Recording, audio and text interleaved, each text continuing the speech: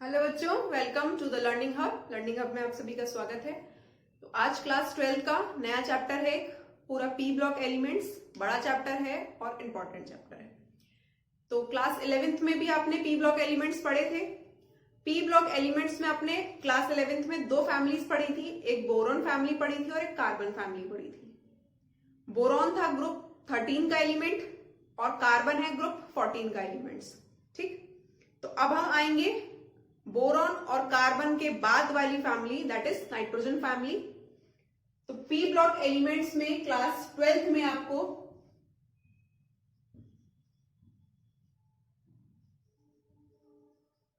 Nitrogen family करनी है। P block पहली बात ग्रुप 13 टू 18 होता है, ग्रुप 13 से ग्रुप 18 तक। ग्रुप 13 और 14 ये आप क्लास 11th में पढ़ चुके हैं। ग्रुप 15 टू 18 आपको क्लास 12th में करना है। और सबसे पहले हम इसमें शुरू करेंगे ग्रुप 15 से। और ग्रुप 15 में एलिमेंट आते हैं नाइट्रोजन, या इस पूरे ग्रुप को हम बोलते हैं नाइट्रोजन फैमिली। ठीक, इतना क्लियर हुआ? तो नाइट्रोजन फैमिली से हम शुरू करेंगे आज का टॉपिक। तो नाइट्रोजन फैमिली में कौन कौन से एलिमेंट्स आते हैं? नाइट्रोजन फैमिली है तो नाइट्रोजन होगा, phosphorus, nitrogen, phosphorus, arsenic, antimony और बिस्मिथ। एंटीमनी और बिस्मिथ। अब सबसे पहले हमें इसमें करना है इनका इलेक्ट्रॉनिक कॉन्फ़िगरेशन। तो नाइट्रोजन का एटॉमिक नंबर होता है 7, 1s2, 2s2, 2p3। Last electron किस शेल में गया है आपका? p3 शेल में। नाइट्रोजन के बाद फास्फोरस, फास्फोरस का एटॉमिक नंबर 15, तो 1s2, 2s2, 2p6, 3s2 और 3p3। यहां भी लास्ट इलेक्ट्रॉन गया है आपका p सब शेल में। आर्सेनिक 35 होता है, आर्सेनिक का 33, आर्सेनिक का 33, 51 एसएन का 10 का। तो आर्सेनिक का इलेक्ट्रॉनिक कॉन्फ़िगरेशन करेंगे 1s2, 2s2, 2p6, 3s2, 3p6, 4s2, 3d10, 4p3। Clear? SN का 1s2, 2s2, 2p6, 3s2, 3p6, 3d10, 4s2, 4p51 है ये, 4p6, 4d10, 4f14, 5s2 और 5p3। सॉरी, टिन का भी लास्ट इलेक्ट्रॉन आपका किस सबशेल में गया है? ये सबशेल है आपका p। एक बार काउंट कर लीजिए इसे। 14 अभी नहीं आएगा, 14 आएगा नेक्स्ट वाली में। अब आते हैं लास्ट बिस्मिथ पर। इसका होता है 83, atomic number 83। 1s2, 2s2, 2p6, 3s2, 3p6, 3d10, 4s2, 4p6, 4d10, 4f14, 5s2, 5p6, 5d10, 6s2 और 6p3। तो आप एक कॉमन ट्रेड देख रहे हैं, कॉमन ट्रेंड देख रहे हैं कि लास्ट इलेक्ट्रॉन जा रहा है आपका पी सब शेल में, इसीलिए इसको बोला जाता है पी ब्लॉक एलिमेंट्स। क्लियर हुआ? इलेक्ट्रॉनिक कॉन्फ़िगरेशन में कोई दिक्कत आई? यहाँ 4d के बाद 5s2 और 5p3 होगा, 4f शेल आएगा नेक्स्ट वाले में। नोट करिए इसे, फिर यहीं से हम इसकी फिजिकल प्रॉपर्टीज को भी डिस्कस करेंगे। जल्दी से नोट करें।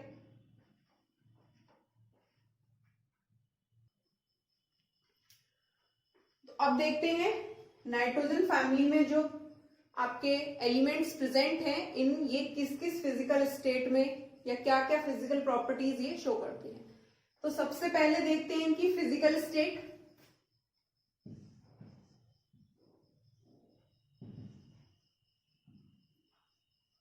फिजिकल स्टेट की अगर हम बात करें तो नाइट्रोजन जो है वो गैसियस फॉर्म में मिलता है, आपको मालूम है।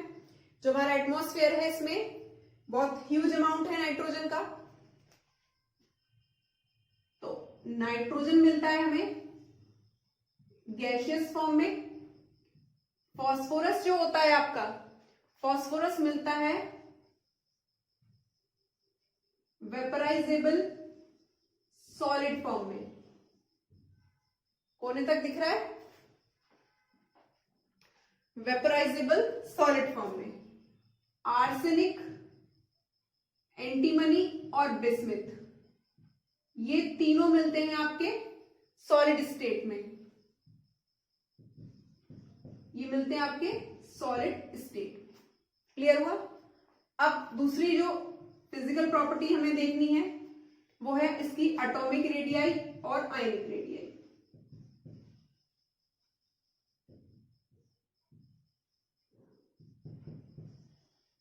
एटॉमिक रेडियाई और आयनिक रेडियाई क्या होती है कि सपोज ये हमारा प्रोटॉन और ये इलेक्ट्रॉन्स का शेल।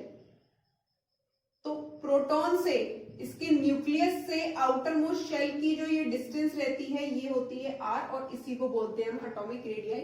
और जब हमारा एलिमेंट आयनिक फॉर्म में आ जाता है तो वो हो जाती है उसकी आयनिक रेडियाई। क्लियर हुआ? तो एटॉमिक रेडियाई और आयनिक रेडियाई का क्या ट्रेंड रहता है नाइट्रोजन फैमिली के एलिमेंट्स में? तो आप देख रहे हैं कि यहाँ 7, फिर 15, 33, 51 और 83 एटॉमिक नंबर बढ़ रहा है। As we go down in the group, as we go down in the group atomic number increases. Atomic number बढ़ रहा है, एटॉमिक नंबर बढ़ने के साथ क्या होगा, इनकी शेल का नंबर बढ़ेगा। शेल का नंबर बढ़ रहा है, यहाँ 2 तक रह गया, यहाँ 3 आया, यहाँ 4, फिर 5 और यहाँ 6 तक शेल का नंबर बढ़ रहा है। तो जैसे जैसे इनका एटॉमिक नंबर बढ़ेगा शेल का नंबर बढ़ेगा। अब शेल का नंबर बढ़ेगा तो एटॉमिक रेडियाई भी क्या होगी, इंक्रीज होगी। तो as we go down in the group atomic radii increases. ठीक, दोनों प्रॉपर्टीज क्लियर हुई? इसको नोट करिए, फिर आगे डिस्कस करते हैं।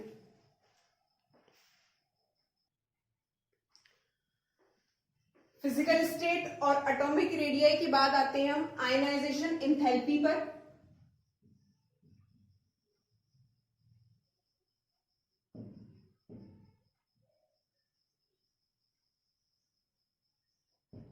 तो आयनाइजेशन एंथैल्पी का क्या ट्रेंड रहता है नाइट्रोजन और उसके बाकी एलिमेंट्स के लिए?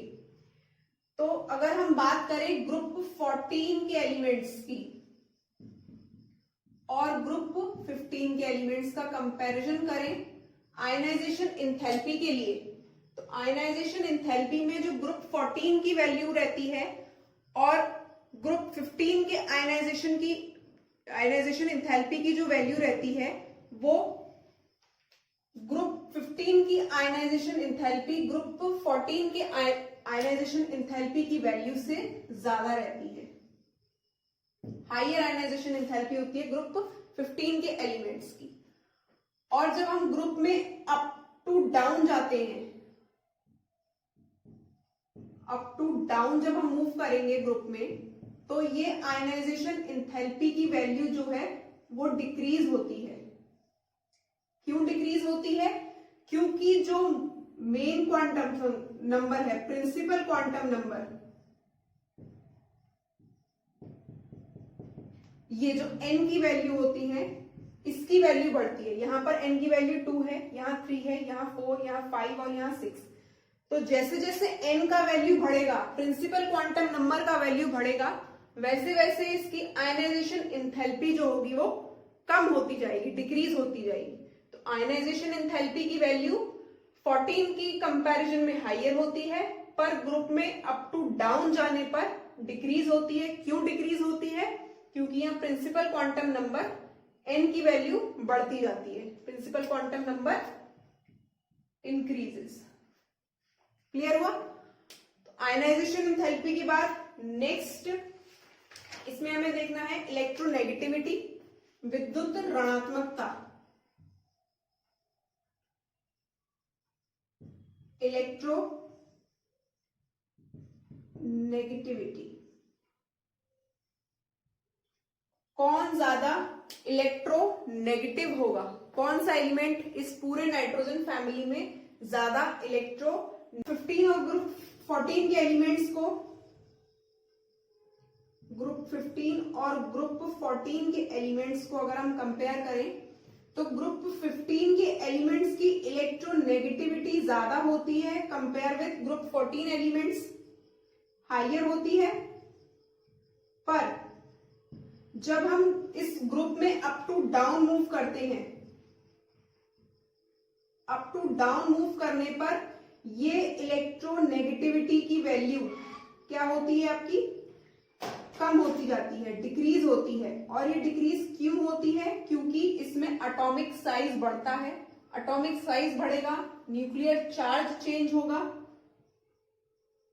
लिख देते हैं एक बार, एटॉमिक साइज, एटॉमिक नंबर बढ़ रहा है, एटम का साइज बड़ा होगा।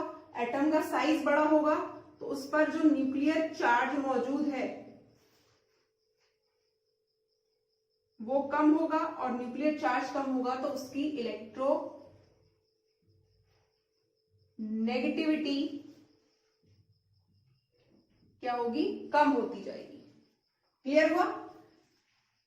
4 फिजिकल प्रॉपर्टीज बताई मैंने आपको।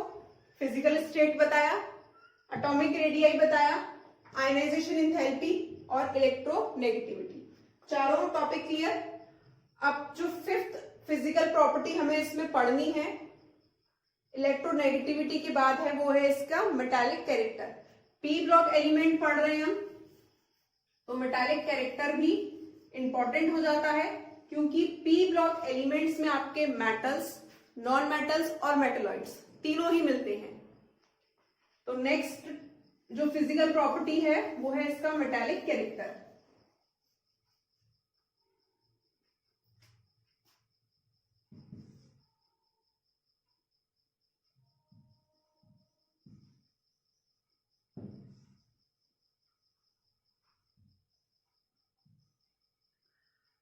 मेटालिक कैरेक्टर, नाइट्रोजन है हमारे पास, फास्फोरस है, आर्सेनिक है, टिन है और बिस्मिथ है। क्लियर? तो नाइट्रोजन और फास्फोरस ये होते हैं हमारे नॉन मेटल्स। आर्सेनिक यूज किया जाता है सेमीकंडक्टर्स बनाने में, ये है हमारा मेटलॉइड। और Sn और Bi, टिन और बिस्मिथ, ये होते हैं हमारे मेटल्स। तो आप ये ट्रेंड देख रहे हैं कि as we go down in the group, जब हम ग्रुप में ऊपर से नीचे की तरफ मूव करेंगे, as we go down in the group, तो मेटालिक कैरेक्टर, धातु वाला गुण, धात्विक गुण बढ़ रहा है या घट रहा है? As we go down in the group, metallic character increases, बढ़ रहा है। क्या हो रहा है? बढ़ रहा है। मेटालिक कैरेक्टर क्लियर हुआ? चलिए अब नेक्स्ट हम इसमें देखते हैं मेटालिक कैरेक्टर के बाद इसका oxidation state. Oxidation state nitrogen family की थोड़ी सी इंपॉर्टेंट हो जाती है क्योंकि ये दो तरह से कंपाउंड्स बनाता है, समझते हैं।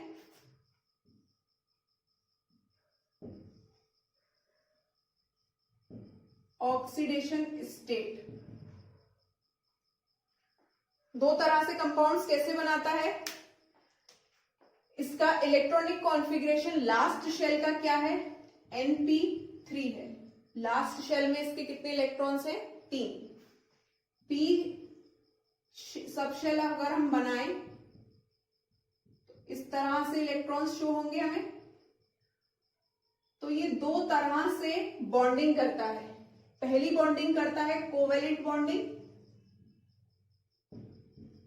कोवेलेंट बॉन्ड कैसे बनते हैं? By sharing of electrons.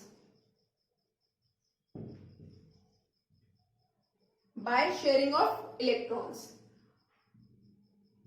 और शेयरिंग ऑफ इलेक्ट्रॉन्स दूसरे बनते हैं इसमें आयनिक बॉन्ड्स।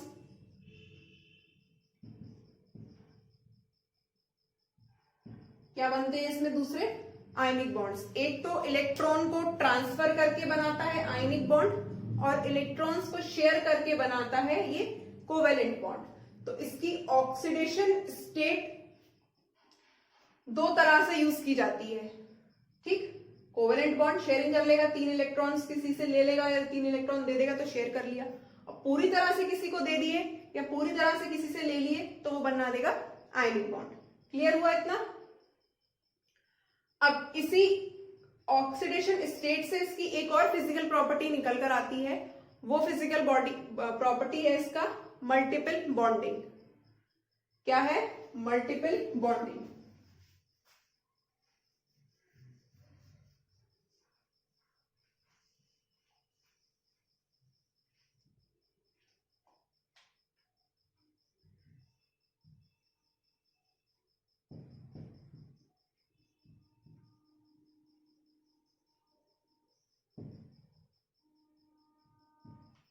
इसे नोट करें, फिर मल्टीपल बॉन्डिंग बहुत इंटरेस्टिंग है, बताते हैं। तो ये मल्टीपल बॉन्डिंग का जो नेचर है, ये नेचर मिलता है आपका नाइट्रोजन में। जो नाइट्रोजन होता है आपका, ये डायटोमिक फॉर्म में मिलता है, N2 फॉर्म में मिलता है, डायटोमिक है। तो ये पी पाई बॉन्ड के द्वारा जुड़ा रहता है और नाइट्रोजन कार्बन और ऑक्सीजन के साथ बॉन्ड बनाता है, पी पाई बॉन्ड बनाता है। और ये जो पी पाई बॉन्ड बनाने की जो टेंडेंसी है, ये ऊपर से नीचे जाने पर, अप टू डाउन मूव करने पर डिक्रीज होती जाती है। क्यों डिक्रीज होती जाती है? क्योंकि नाइट्रोजन के बाद फास्फोरस, आर्सेनिक, टिन और बिस्मिथ ये आपकी डायटोमिक फॉर्म में नहीं मिलते हैं। जो एलिमेंट्स आपकी डायटोमिक फॉर्म में मिलेंगे वही आपके एलिमेंट्स पी पाई बॉन्ड बनाएंगे, ठीक। अब पी पाई बॉन्ड कैसे?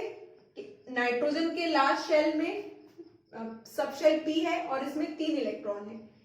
कार्बन भी अपने पी ऑर्बिटल का यूज करता है बॉन्डिंग के लिए और ऑक्सीजन भी अपने पी ऑर्बिटल का यूज करता है बॉन्डिंग के लिए।